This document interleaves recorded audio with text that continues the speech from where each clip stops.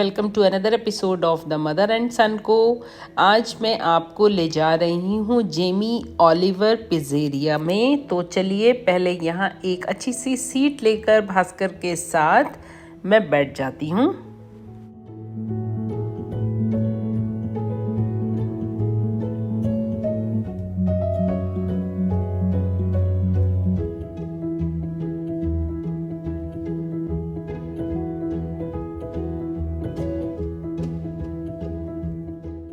हमने यहाँ order place कर दिया है और अब उसके बाद मैं आपको भी तो यहाँ का मेन्यू कार्ड अच्छी तरह से दिखा देती हूँ कि यहाँ पर जो पिज़्ज़ा मिलते हैं या और पिज़्ज़ा के अलावा पास्ता या स्वीट डिश या मॉकटेल्स मिलते हैं, उनके रेट्स क्या हैं। कुछ की लुक भी इसमें हम जो फ़ोटो बनी हुई हैं उससे आइडिया लगा सकते हैं और सचमुच में एग्जैक्ट यही लुक यहाँ के पिज़्ज़ा की और बाकी जो भी डिशेस यहाँ सर्व की जाती हैं उनकी आती हैं। मैं यहाँ पहले भी आई हूँ, ये बात मैं इस एक्सपीरियंस से आपको बता सकती हूँ। आप देख सकते हैं यहाँ पर अलग अलग तरह के ग्रुप्स में चीज़ों को बनाया है। जैसे ये स्मॉल बाइट्स है तो इसमें शॉर्ट नहीं स्मॉल पोर्शंस में चीज़ें बनाई गई हैं, ये ली जा सकती हैं। और उसके अलावा ये है पिज़्ज़ा वाला पेज। तो जो नाम यहाँ पिज़्ज़ा के दिए गए हैं उसके अंदर और क्या डाला जा रहा है वो भी यहाँ पर सारी चीज़ें ठीक ढंग से मेंशन की गई हैं। बीच में पानी सर्व हो गया है, तो मैं आपको ये भी दिखा दूँ कि ये ग्लास जो है गर्म है, पानी ठंडा, लेकिन ग्लास हीटेड है तो बहुत ठंडा पानी नहीं है। और अगर चाहें तो इसमें आइस डलवाई जा सकती है। अब आप थोड़ा इसके मेन्यू को स्टडी कीजिए, फिर मैं आगे आपको इस पिज़्ज़ेरिया के बारे में कुछ और बातें बताऊंगी और साथ में दिखाऊंगी यहाँ पर सर्व होने वाले पिज़्ज़ा।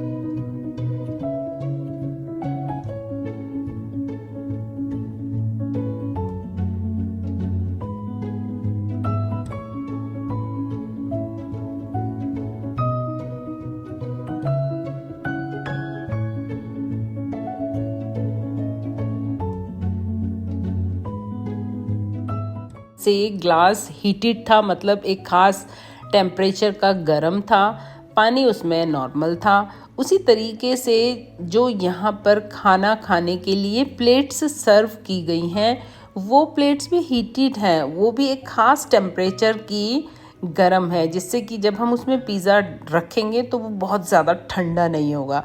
साथ में टेबल पर ये बेसिक चीज़ें रखी गई हैं जो हमें अगर चाहिए तो हम यहाँ बॉटल वाला पानी भी यूज़ कर सकते हैं। और ये इनका स्पेशल मेन्यू या उस दिन की जो चीज़ें होती हैं उसके बारे में डिटेल दी होती है। चाहे तो हम इसको टेबल पर ही रखा है देख सकते हैं, क्योंकि मेन्यू कार्ड ये वापस ले जाते हैं। अगर चाहें तो हम इनसे वो दोबारा भी मंगवा सकते हैं।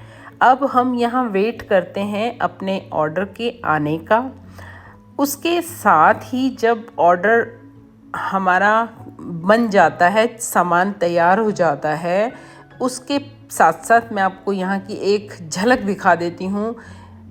और मैं हूँ इस समय बेंगलुरु में, तो जेमीज़ पिज़्ज़ेरिया की हर वॉल पर उस शहर के नाम के साथ साथ, जैसे कि बेंगलुरु का शॉर्ट फॉर्म BLR करके वहाँ की एक पेंटिंग बना गई है। अब हमारी पहली डिश आ गई है, ये है पिज़्ज़ा पॉकेट। तो ज़रा देखते हैं इसमें क्या है। साथ में नाम से लग रहा है पिज़्ज़ा की पॉकेट। तो ये छोटे गोल पिज़्ज़ा टाइप के हैं जो पॉकेट की फॉर्म में हैं और इसके साथ ग्रेवी दी गई है। तो पहले भास्कर को टेस्ट करने देते हैं, उसके बाद फिर मैं आपको इसका अपनी तरफ से एक्सपीरियंस करके रिव्यू देती हूँ।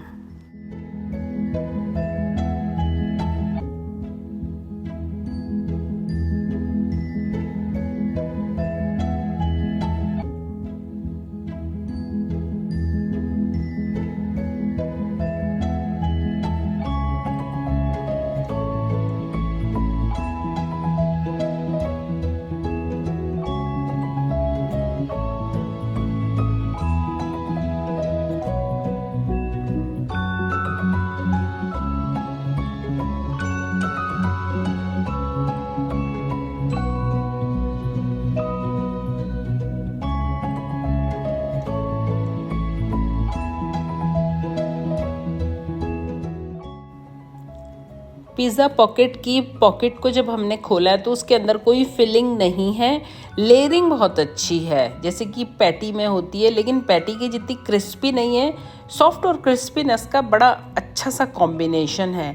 अब मैं इसको खाकर देख रही हूँ तो जो इसकी सॉस है वो टोमेटोज़ को बॉईल करके कुछ हर्ब के साथ तैयार किया गया है, इसलिए वो बहुत ही ज़्यादा ब्लेंडेड है। तो ठीक ठीक लग रहा है मुझे ये वाला जो इनका आइटम है, क्योंकि हम लोगों को बहुत ज़्यादा पकी हुई सॉसेस पिज़्ज़ा में खाने की आदत है। अगर आप देखेंगे इस सॉस को तो ये बहुत ही ज़्यादा सिंपल है, हेल्दी है, लेकिन इसको खाना है तो इसमें थोड़े जो साथ में हर्ब्स रखें टेबल पर हम उनको भी यूज़ कर सकते हैं। ये है हमारी सेकंड डिश, गार्लिक ब्रेड।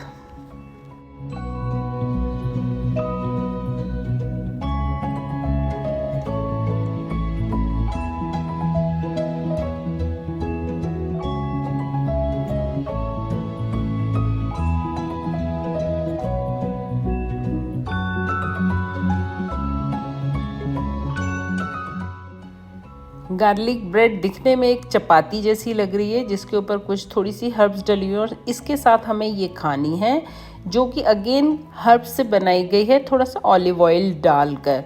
एकदम थिन है ये। भास्कर ने खाना स्टार्ट किया है तो पहले उसी का रिव्यू ले लेते हैं कि उसको ये ब्रेड इसके साथ जो सॉस सर्व की गई है कैसी है। तो भास्कर को तो बहुत पसंद आई है। अब मैं ये ट्राई करूं तो उससे पहले ये प्लेट्स को ज़रा चेंज कराते हैं। तो यहाँ पर ये भी फैसिलिटी है कि अगर आपको चाहिए तो आप अपने जो प्लेट्स हैं अगर ज़्यादा ख़राब है तो उनको चेंज कर सकते हैं, क्योंकि पिछली सॉस की वजह से अगले आइटम का मज़ा मिक्स हो जाएगा, मज़ा नहीं आएगा।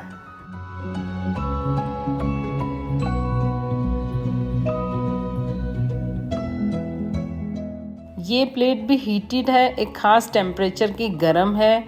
ये चीज़ यहाँ की बहुत अच्छी है। तो अब मैं गार्लिक ब्रेड को ट्राई करती हूँ और आपको नज़दीक से भी दिखाती हूँ। ये एकदम थिन है, बीच का हिस्सा तो ज़्यादा ही पतला है और काफ़ी क्रिस्पी और क्रंची है और एकदम ड्राई लग रही है। ऊपर से हल्का सा ऑलिव ऑयल डाला हुआ है कुछ हर्ब्स के साथ, और इसके साथ मैं इसको खाऊंगी क्योंकि इसके साथ ही इसको सर्व किया गया है, तो उसका मतलब हमें ये इसी के लिए दी गई है।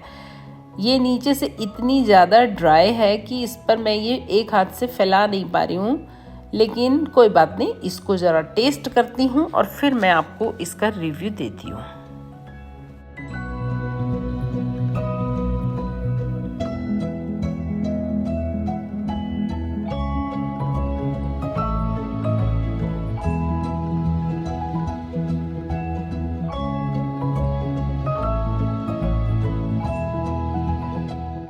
बहुत ज़्यादा थिन है तो इसको काटने में थोड़ी सी मेहनत करनी पड़ी, लेकिन टेस्ट बहुत अच्छा है। इसके साथ जो भी चटनी सॉस दी गई है उससे इसका मज़ा दुगना हो गया है।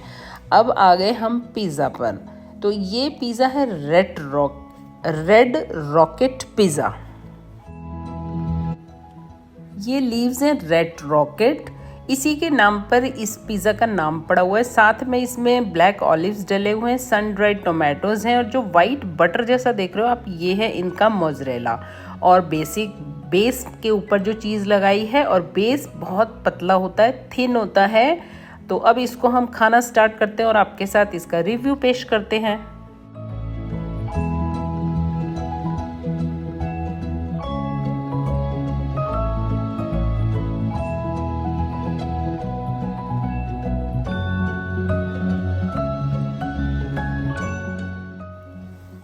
यहाँ पिज़्ज़ा बहुत सारी वेजिस से भरपूर भी मिलते हैं, लेकिन उसमें फिर जो पिज़्ज़ा के बेस का मज़ा है, जो यहाँ की स्पेशलिटी है, उसका मज़ा थोड़ा सा कम हो जाता है। इसलिए हमने काफ़ी बेसिक पिज़्ज़ा लिया है, रेड रॉकेट पिज़्ज़ा, और इसके ऊपर थोड़ा सा हर्ब्स मैंने डाल लिए हैं। अब मैं इसको टेस्ट कर रही हूँ।